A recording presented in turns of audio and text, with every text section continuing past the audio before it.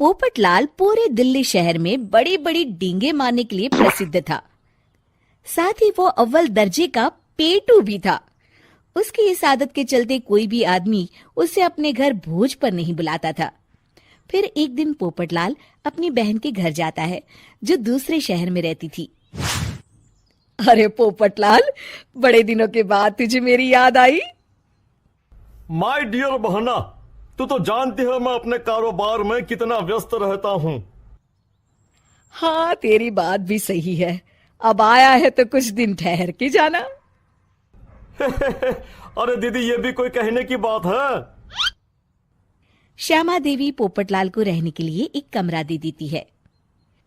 अगली सुबह पोपटलाल जोर जोर से गरारे करना शुरू कर देता है।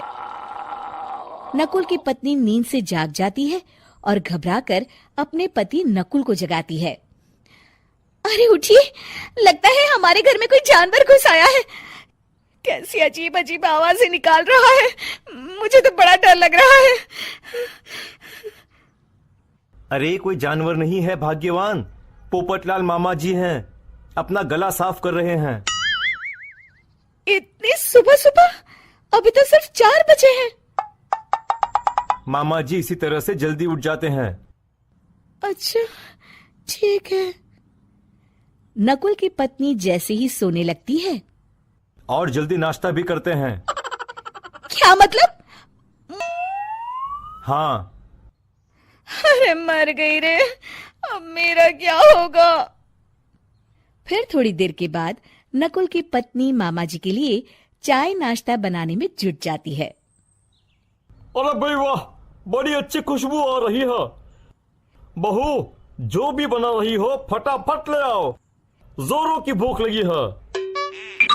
हाँ मामा जी, अभी लाती हूँ। देखते ही देखते पोपटलाल सारा नाश्ता चट कर जाता है। बहू, कल से पराठे में देसी घी ज्यादा डालना, आज कुछ मजा नहीं आया। हे भगवान, इसका नाम तो पेटू लाल होना चाहिए था। पूरे 10 लोगों का नाश्ता अकेले हजम करने की। इस तरह रोज पोपटलाल सुबह सुबह घर के सभी लोगों को नींद से बेवक्त जगा देता था और हमेशा खाने की उल्टी सीधी फरमाइश करते रहता था। देखते ही देखते गुप्ता परिवार की दिनचर्या अस्त व्यस्त हो जाती है। अरे भाई, खाने का असली मजा तो इस घर में है। अरे माँ, ये पोपटलाल मामा यहाँ और कितने दिन रुकेंगे? ये अकेले इतना खाना खा जाते हैं कि आज राशन वाला मुझसे पूछ रहा था कि अरे भाई, क्या आप लोगों ने घर में हाथी पाल लिया है? अरे बेटा, अब घर के मेहमान को कोई सीधे मुंह कैसे निकाल सकता है? माँ जी, अब बर्दाश्त की इंतहा हो गई है। मैं अकेले इतना काम नहीं कर सकती। आखिर मैं भी इंसान हूँ। मैं कल ही अपने मायके चली जाऊंगी। अरे भाग्यवान, हम सबको मुसीबत में अकेला छोड़कर तुम कहाँ जा रही हो? जरा सब्र करो, मैं कुछ सोचता हूँ।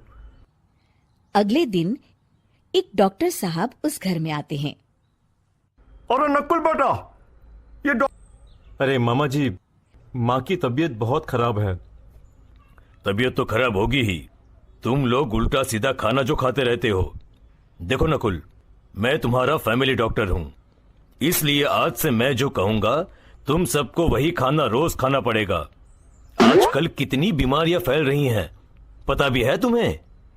आज से तुम सब सिर्फ सलाद और करेले का जूस पियोगे, समझे? डॉक्टर अंकल, आप ठीक कहते हैं। पोपटलाल घबरा के, अरे क्या खाक ठीक है भांजे? ये डॉक्टर सीधे सीधे हमें घास फूस खाने के लिए कह रहा है। अरे मैं कहता हूँ भगा इस डॉक्टर के बच्चे को यहाँ से। अरे मामा जी, डॉक्टर साहब ठीक ही तो कह रहे हैं। क्यों बेटा नकुल, मेरी अदाकारी कैसी थी? मजा आ गया डॉक्टर, आपने तो बॉलीवुड के कलाकारों को भी मात कर दिया। आपको तो ऑस्कर मिलना चाहिए। बेटा, ये थोड़ा ज्यादा हो गया।